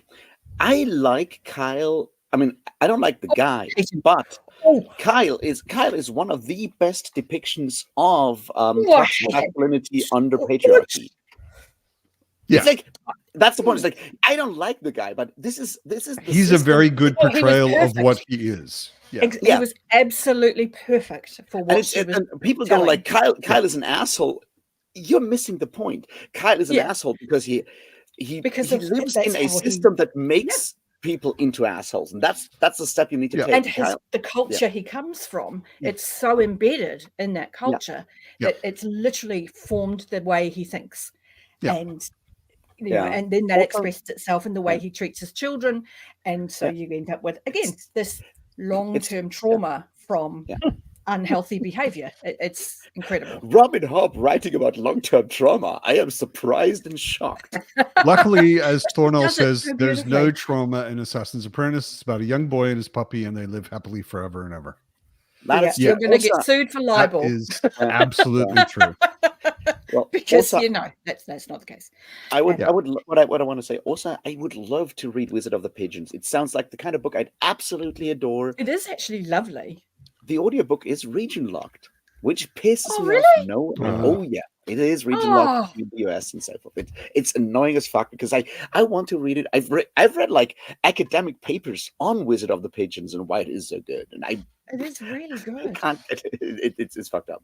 And but again, it's Hobb talking about what trauma does to your mind and how you see the world. And she's just remarkable. Hobb talking about trauma, I am shocked. It's just the most amazing. Never would have expected that. It's never about we're going to mock this person, pity this person. We're going to revel in their distress. No, this is how people cope. This is what they do. This is how it affects their relationships. She does it remarkably well. I mean, every now and then, like Tori and I were talking about this in Lonesome Dove and other books. Sometimes the trauma in a book feels like maybe it's a bit just for shock value, or it's just trying to be realistic and these things happen and that kind of thing. And there doesn't seem to be any further doesn't come back. There's no haunting of it. Well, and also no exploration of it as a subject in any kind of realistic way. And actually, like, just to be clear, I don't think Lonesome Dove does that. There is one particular woman, but pretty much everybody in the whole story suffers a lot of trauma, and it does haunt them, and it does carry throughout the book, and there are a lot of interesting explorations of it. But I don't know anybody it's not common that does it better than Hobb. No. And particularly in fantasy, where we do see a lot of really quite horrific things happen to people, it's kind of dealt with in the moment and then never really referred to again, and that is not true to life. No. Thorno, if you like stories about little boys and their puppies that live ever happily ever after, I highly recommend Navola by Paolo Bacigalupi. It has a small boy and his puppy that live happily ever after, or so I think. Yeah. First question for Robin Hobb is, why do you hate your characters? Yeah. I don't think she does. I think she loves her characters very much, and I think she's like, I know people who have been through things who I love, and I want them to heal, and that's her thing. Yeah, absolutely. It's very much the issue that Tori and Laura both have with Hobb. Laura doesn't want to even start because I know there are animals, and I know there's trauma, and I don't want to go there. Yeah. The thing is, it's absolutely so clear that she deal loves animals. By the way, yeah. If you really have a problem with animals suffering, there is a scene early on in this book where I was like, the fuck? Did I just read that? Which one? Dragonbone. Dragonbone chair. Yeah. A character. I mean, it's not really a spoiler to say a character casually but intentionally steps on a puppy. Wait! Look, it's breaking its back and then stepping on its head. Yeah. And that I was just like, what? And it sort of comes out of nowhere. Like, you really when Ted Williams wants you to understand that someone's the villain, he does not pull back. That's he makes blood and cheese kicking the dog. That's what that is. That's okay. I want you to hate this person, and I want you to hate them right now. So I'm going to have them hurt the puppy. It was very clearly like the character who does it has been sort of set up to be dark and mysterious and probably not good, but it's not that clear yet. And then he casually steps on a puppy, and you're like, okay, you're the bad guy. Got it. Bad guy.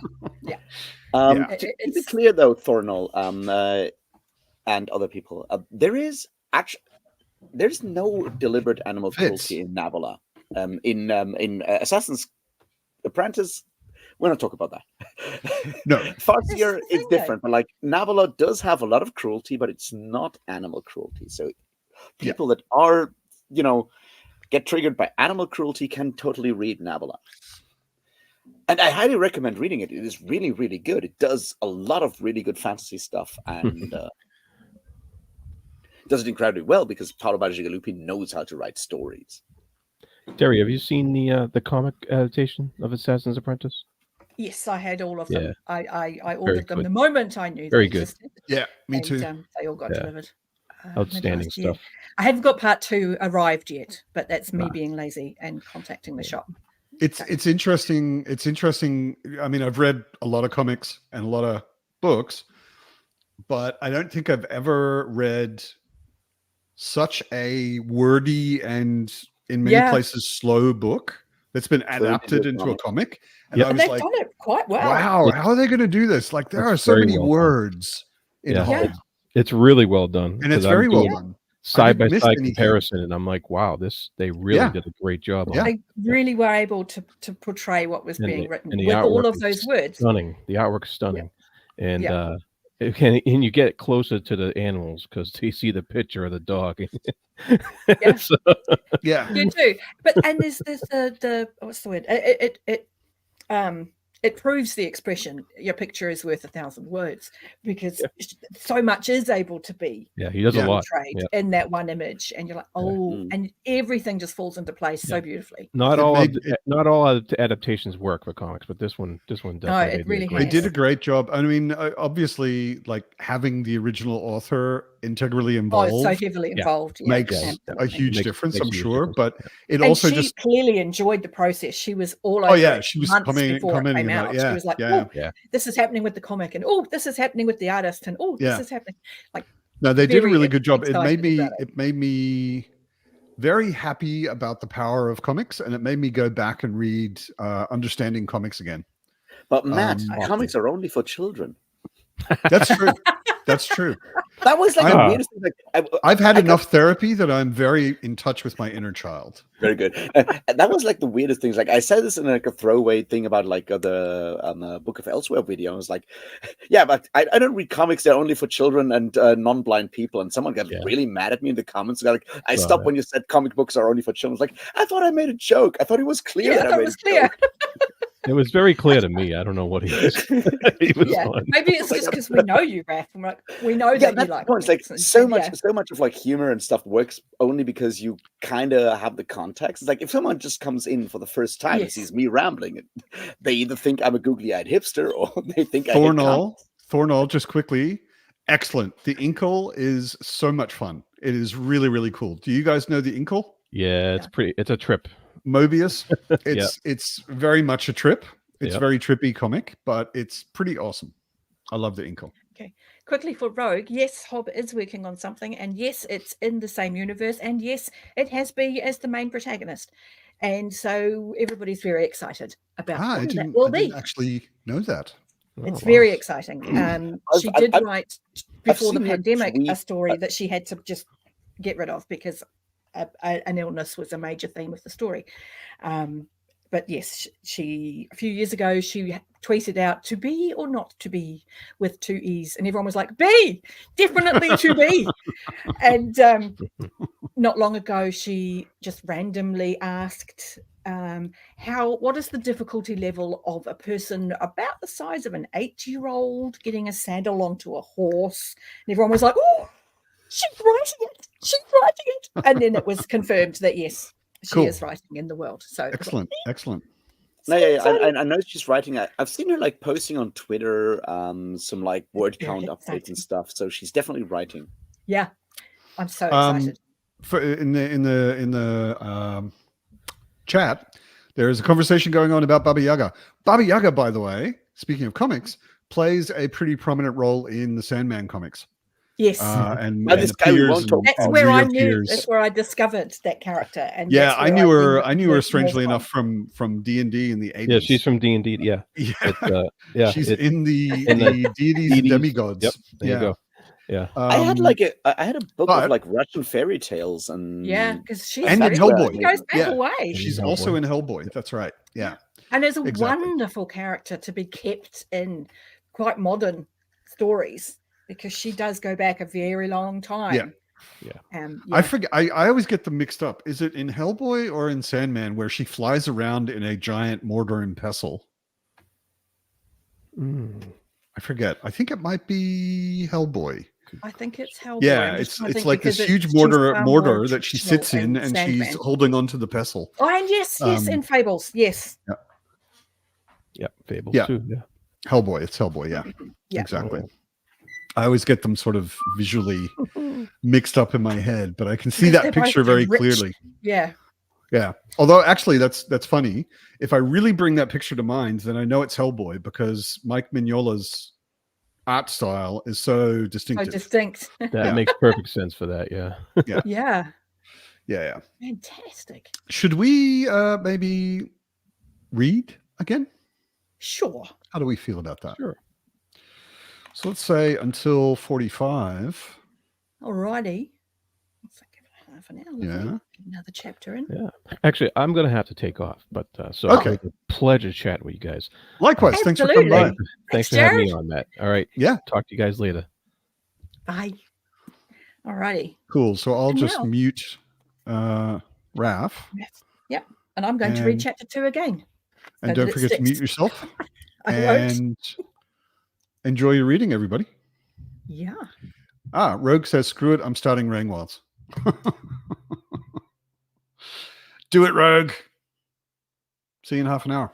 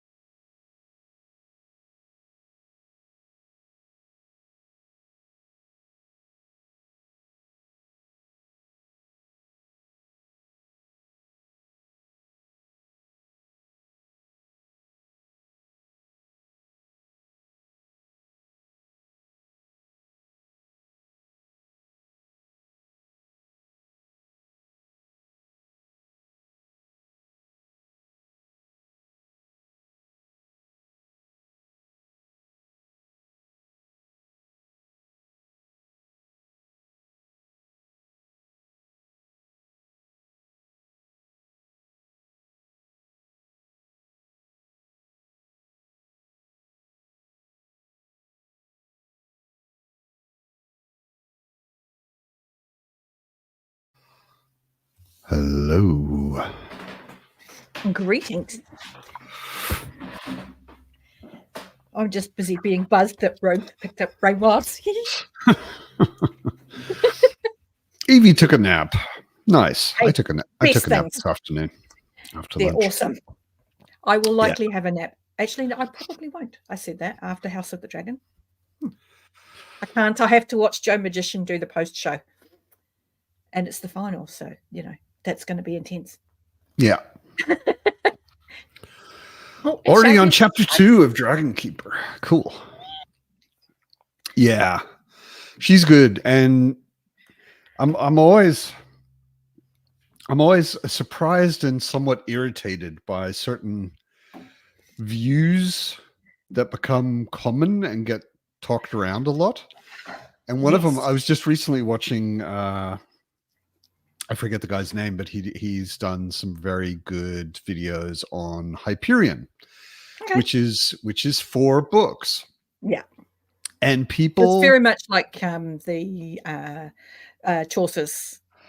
The first book, the structure of the first book is Canterbury Tales, basically. Yeah. And it's like all 4 books together are the best science fiction I've ever read. Oh yes, I remember. Yeah, I can't. Yeah, I did see that recently. It's become a really common thing for people to say you don't need to read the last 2 books. Yes.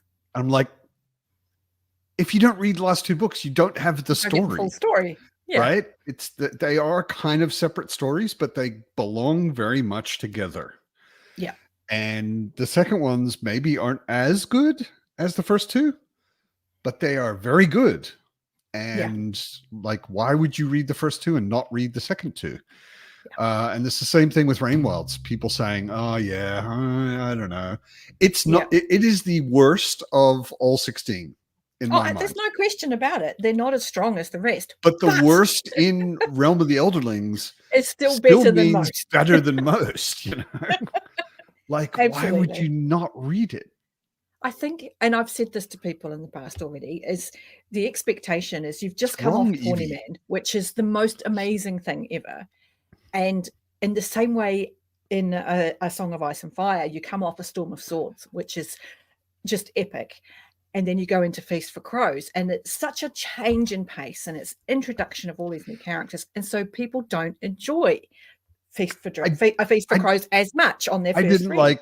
I didn't like Feast of Crows or Dance for But on the reread, fantastic. Because you're expecting it. So you go in knowing it's going to be lesser. And I think when I surprised at how good it is. I think when I reread it, I might reread those 2 in the alternate order. Just go and read, just read them, because knowing what to expect when you go into them is what I tell people for Rainwilds. If you know it's going to be a drop in pace, if you know it's going to be new characters, you know it is a new starting point, not to expect that rush that you got from Tawny Man. Yeah. And you just let it be the beginning of the next bit.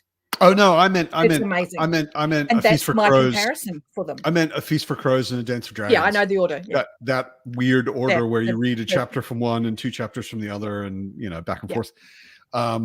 But yeah, it like Rainwilds. It's important with Rainwilds to know that there is that. Okay. Yeah. Calm down. We're beginning a new bit. Yeah. And that's where people are coming to it. Go, I don't like it. It's YA, and it's just different. It's not. They're young people. They're young characters, but it's still totally fascinating. Writing. I find it still totally fascinating, that series. When I gave it the credit it was due, and I started properly engaging with it, because I did write it off myself for a long time, and didn't include it in my rereads as often.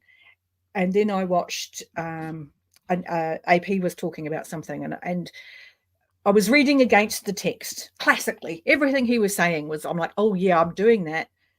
And I was like, okay, be aware that I'm doing that. Don't do it with Rainwilds. So the next time I read Rainwilds, I would just let it be what it was. And it kind of blew me away. I was like, okay, if I let it be what it is, it's amazing. Yeah. And it has steadily gone up in my estimation every time since. Yeah. I'm sitting now in a sort of 4.5 star for almost all of them, because they just bring so much to the world. Yeah. And the characters are wonderful. Yeah. Thank you, Thornall. Please, if you read Hyperion, read all 4. Evie. You don't have to read the first book, Liam. Shame, Evie. Liam, you're a troll. I love it. That's brilliant. Oh, that's fantastic. Oh. Yeah. Oops, and Peter likes Rainwild better than Farseer. There's dragons and lots of them in Rainwilds, and the lore that you get for the Elderlings is so fantastic. And while it's a little heavier on romance, it's more about relationships in general. And when you're a young person, like a lot of the cast is in the first half of the series, that's a big deal. All of your relationships are forming and you're figuring out how to do it, and they're getting it wrong a lot. And there's a lot of thematic work around agency and consent and just so many things happening in that first couple of books that when we switch into the second half of the 4 books and we get more into the world building, they feel very different. And then you find out that each of those groups of 2 books should both have been one, and these 4 books should have been a duology. It makes sense. Yeah. And Evie's not wrong. Worst villain, worse than Kyle and Regal. Not worse than Kenneth, though. Kenneth's just, he's in a class of his own. Kenneth is uniquely unique. Yes. Yeah. There's so much in his story that he's just, you kind of have to treat him a bit separately. But yeah, Hester's awful. And Evie is quite right. He is awful. Yeah. And I remember, I want to get back to those. I think before the end of the year, I'll pick up Dragon Keeper at least. Yeah. Before, Kenneth is one of your favorite characters.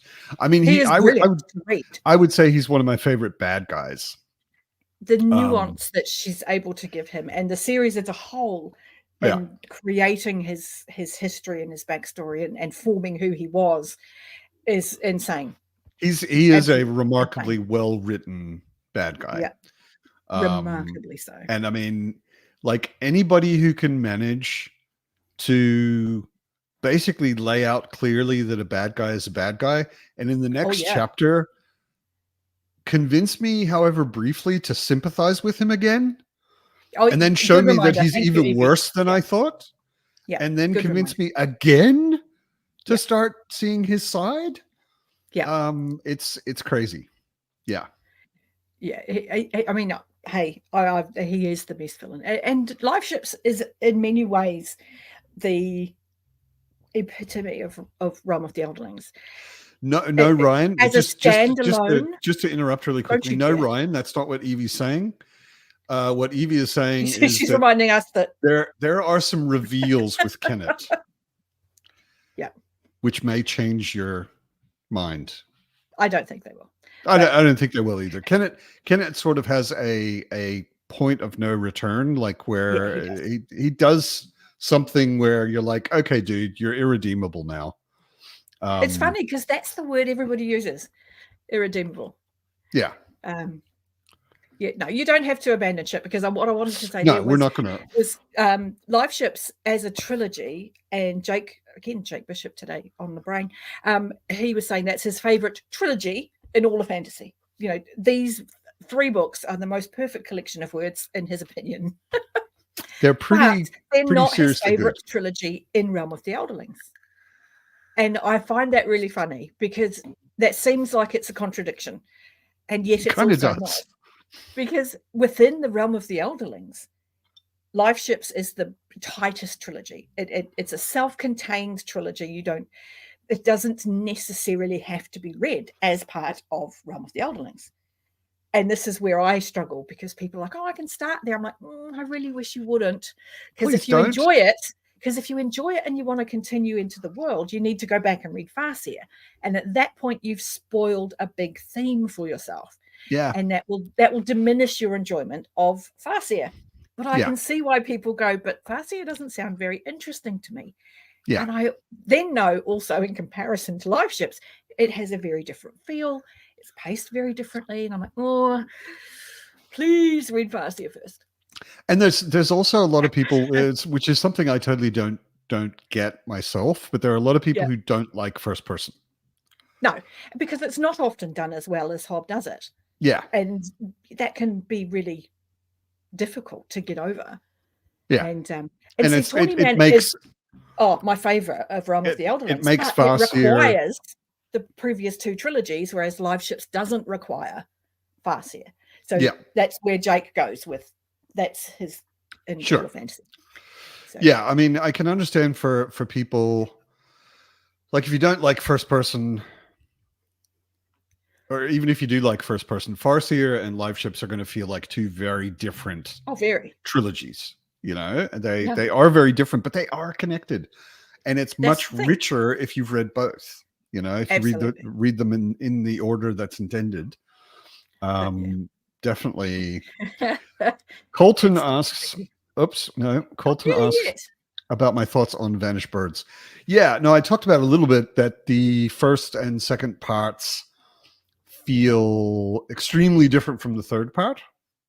Yeah. The pacing in the first two is more, it's slower, not bad slow, but it's slower and more sort of just focusing on the characters mostly and relationships and that kind of thing.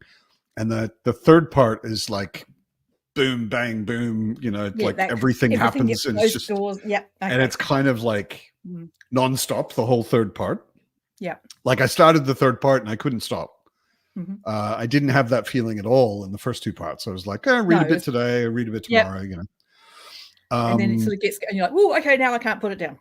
And it was pretty damn cool. It was, I mean, the only thing I had to form any expectation was the spear cuts through water. And it's in most ways nothing like the spear cuts through water. Like the whole weird structure and extremely nested narrative and all of that stuff from Spear isn't there in Vanished Birds. There is some weird jumping around. Like there were bits where I was like, okay, we just started a new chapter and I don't know what's going on. Who is this person? Where are we? Where are we? Yeah. There's a little bit of that. Yeah. There is like Jimenez's quite poetic writing is on display, not quite as much as Spear Cuts Through Water, which feels like a fairy tale almost. Yeah. But there is some really like there are sentences worth savoring. Oh, aren't there though? Vanished Birds. Oh, this is so beautiful. There are sentences where I read it and I was like, "Whoa, okay, I'm gonna go back a paragraph and reread that because that was really tasty," you know. And the relationships and just the character writing, like he's remarkably good at character writing. There were characters who popped up and they have like their first appearance. And then like a paragraph or two later, I was like, okay, nothing can happen to this character now. Yeah. Because I love this person is protected forever. Like you have to take care of this person. Yeah. No, it was very, very good. It was very, very good. There is one big, for me, kind of disturbing big plot hole. Okay. Which annoyed me and I never could really explain. Like Evie was just like, keep reading, but it isn't really explained. And I can't really get into it with, without spoilers. Yeah. Fair enough. But those of you who've read it, we can talk about it later. Evie and I talked about it and she had sort of an explanation, but it was more an explanation she had made up in her head that kind of made sense, but it's not in the book. Evie does what I do though. It's like, okay, I'm going to find a way to make this work because I need it to work. Yeah, so I'm going to. I mean, you and I were talking about this with House of the Dragon yesterday. I'm a very strict, like I will have all sorts of theories, but I want them to be based on something that the creator actually showed us. You know, like, going, oh, there's a gap. I'm going to fill it with something rational. You can make up anything you want about anything, yes, but that's not the work, you know. And when I read a book or I watch a show, maybe there was a scene that did that, and it just as got long cut as for this, time. as long as yeah, but that was a choice. So they removed it from the work, so Yeah. it's not part of the work. I mean, it can be the smallest thing, but at least if there's something in the show, in the book, where I'm like, oh, that kind of hints at maybe this, you know? Okay. But like making up something that's completely just not there because it sounds good to you, I'm like, yeah, write your own book. That's fine, you know? But this one thing, I was like, this kind of invalidates some of the driving stuff about the main plot. Okay. And it felt like a mistake to me, which made me feel like maybe I missed something. Maybe I don't know. Evie says it's not a plot hole, but it's pretty much a plot hole. Trust me. Oh, okay. She's saying it's not a plot hole because her headcanon is true for everyone because she's absolutely the Jimenez expert. Absolutely. Yeah. Fair enough. Fair enough. Yeah. No, you pretty much did make it up. Like the theory we were chatting about House of the Dragon on this. Like, no, it makes perfect sense. Look, it's here. And there's a difference between it makes perfect sense or I didn't make it up. Like just because it makes perfect sense doesn't mean you didn't make it up. I can make up things totally off the top of my head that make sense. You know? Yeah, it fits perfectly. Like clearly, it's just something that didn't make it past the cutting room. I mean, if Simon Jimenez was Steven Erikson, I would invite him on my channel because although Evie managed to do it, it isn't that easy to do. He doesn't. Evie's special. Evie is so special. He doesn't do that very often, but it's something I would really love to have a beer and talk to him about. I'm not fighting you. I'm saying that there is a thing in the story. I kind of get Matt's point on this one because if he wants to argue with me about my headcanon, he's kind of allowed because it's not the book. So yeah. And the very nice story that Evie told me that explains it all is a very nice story, but she made it up. It's not in the book. To be fair, I have got to the point in my Realm of the Elderlings journey that any of my headcanon I can usually back up and go, look, here's part of it in this book, and there's part of it in this book, and there's part of it in this book. Now look at how I've put it together. Ida, Steven Erikson is not here because I'm sure he has better things to do. And he probably couldn't explain the plot hole in he couldn't explain the plot hole in Vanished Birds for sure. What I meant was Erikson is someone who does interviews with pretty much everyone. Like he's remarkably available to us. Exactly. If I contacted him, I would probably get him on my channel. Yeah. Simon Jimenez, as far as I know, has done one interview with one booktuber ever. Yeah. And that's our lovely Evie. Right. But I'd love for Steven Erikson to come and hang out here, but I don't think. I think that would be. I would rather that he keep writing books. Well, this is true. Than hang out here. Yeah. Yeah. So where Simon Jimenez isn't like on my speed dial and wouldn't take a call from me if he was. I think. So this is very true because Evie did have to jump through some hoops. So exactly. Next time, and I'll be honest, I haven't even attempted to get in touch with Robin Hobb because she's God.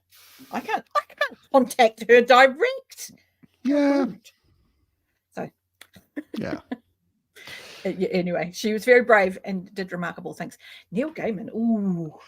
I think these days, Thorn, Neil Gaiman's not taking anyone's calls. No, I think he might be avoiding public forums at the moment. He's staying as quiet as possible right now. Yeah. Which is sensible, considering. It's a wise move. Yeah. Very wise move. It's not pretty stuff going on. No. Yeah. But with that, I'm going to say it's 11 o'clock at night here. You've timed that beautifully, because I was going to say it's 9 o'clock, and the pre-show for this episode of House of the Dragon just started over on In Deep Geek. So I have to go and join that chat. You have to go join that. I'm going to go binge an episode or two of Buffy, maybe. Buffy. Yeah. So if anyone's watching House of the Dragon in a few hours, come with me over to In Deep Geek Live. Robert will be doing his pre-show, and it will be wonderful. You need to read this, Derry. If I was interpreting correctly, Evie, Derry's thing is partially, it might be hard contacting Robin Hobb, but it's also partially, how could I possibly talk to Robin Hobb? I think if anyone should, it's you, Derry. And I think you'd probably have an embarrassing 1 or 2 minutes at the beginning where you'd be making noises like that.